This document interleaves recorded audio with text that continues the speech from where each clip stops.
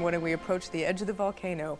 One of the summer's surprise hit movies stars Billy Crystal and Meg Ryan. It's called When Harry Met Sally, and this movie has touched a lot of hearts with an age-old question. Can men and women really just be friends? What I'm saying is, and this is not a come on in any way, shape, or form, is that men and women can't be friends because the sex part always gets in the way. That's not true. I have a number of men friends, and there is no sex involved. No, you don't. Yes, I do. No, you don't. Yes, I do. These men without my knowledge? No, what I'm saying is they all want to have sex with you. Joining us this morning to talk about all of this, men, women, and friendship, a psychologist, Dr. Shirley Glass, an attorney, Eric Brentschneider, is that how you say your name? An executive, Bonnie Lyons, a businessman, Bruce Kallenberg, and a sales representative, Cricket Hooper. Good morning. Good morning. Now, Good morning. I think we should try to get everybody in order here, all right? Now, Cricket, you are very good friends of Bruce for how long?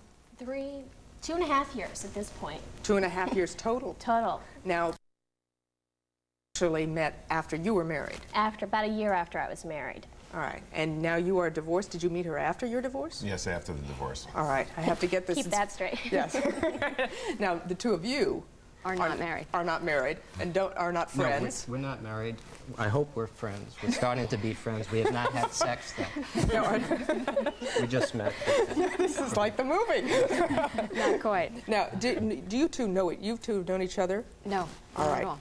You both have other relationships, Yes. Is that correct? With people who are friends, other male, Yes. female relationships? Female. Okay, all right. Doctor, Yes. to begin this discussion now, is it really possible, or do we make too much of a thing about it, that sex is really exclusive of a good friendship? Well, I think in the movie particularly that Billy Crystal makes his point very clear.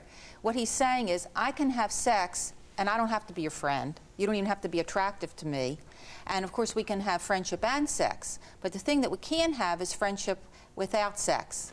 And it seems to me that it isn't that he can't do it, it's that he's not interested in doing it. He's kind of saying, well, like, why bother? If you're going to be in a relationship with a woman without sex, well, then it's kind of, you know, what's the use of it? Is there a difference the way women think about this and the way men think about this? I think so, yes. Although, you know, I don't want to overgeneralize. If we talk specifically about Billy Crystal, or if we talk about men in general, then I think we maybe have to differentiate. Well, we do want to talk about men in general here, at least. I mean, do men think that sex has to be part of a friendship? Some men do. Some men. Men who can compartmentalize, who can have sex without any kind of emotional involvement. Eric, can you compartmentalize? Well, I think you can have love at first sight. I think that's possible. I don't know anybody who's had friendship at first sight. And I mean, Do you mean friendship without sex? I think that you can have friendship without sex, but I'm just saying, if you see a woman walking down the street, you don't say, boy, would I like to befriend her. You know, just that doesn't happen. Now, Bonnie, do you think that most men, when they're looking for friendship, they're really looking for sex as well? No, I don't think that. I think that the dynamics of a male-female relationship are different just because the potential is out there, but I don't necessarily start into a friendship with a man and think, oh, you know, this is what he wants. Not at all. I think that men and women can be friends. All right, Cricket, how did you start your relationship? I mean, did you approach him or he With started? Bruce? Uh-huh. Actually, it was on a sales call. He was a potential client of mine, and I walked into his office one morning, and I think just when we first started talking, we just had an easygoing way, you know, and we had a great time. I basically laughed through my entire presentation, and we just had a real similar sense of humor. No thoughts of sex? None at all. I mean, I was married at the time. I'm sorry. I was married. I'm still, you know, at the time, and we just really hit it off. And ever since then, we just I've got to cut away for a commercial. I don't want to do this. But Bruce, we're going to get your reaction in just a second. We'll be back. Stay with us. Cricket said something that almost seems, isn't it an affront, the fact that she wouldn't even think of having sex with you? No, I don't think so. It was a business call, and at least for the extent of the business call, we just had a good time and went through the presentation. I said it's an interesting concept, and then later on I didn't know she didn't announce she was married, but I thought Cricket was attractive. But I just have a lot of people and a lot of friends that are attractive, or people that are not attractive, that I enjoy being with and I relate well to. Well, how do you keep a friendship without any sexual overtures, or are there?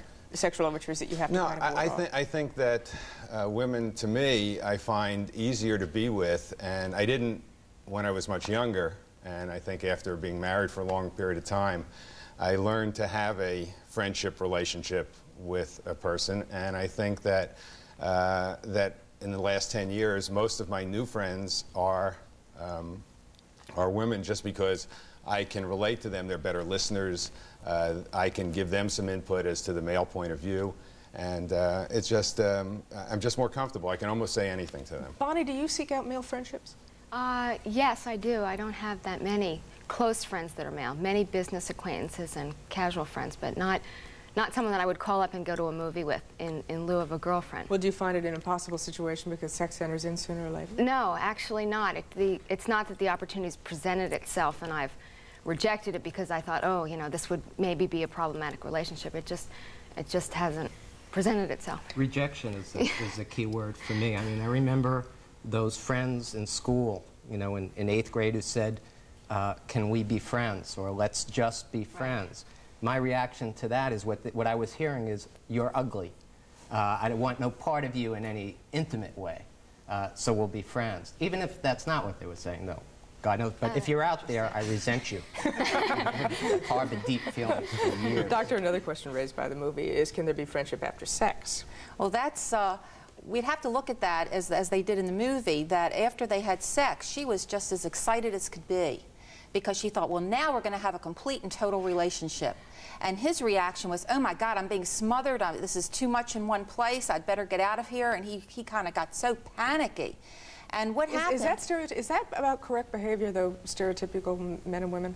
Not especially. I think in some cases, I think the thing that would be more characteristic in general that happened after they had sex was that before they had sex, they were very open with each other. They were very accepting. They could tell each other anything. He could say to her, you know, you look better with a skirt than you do with pants. And she could hear that and not be insulted by it and be very thankful. But once they got into a sexual relationship, then you begin to want the other person's approval, and you become more sensitive.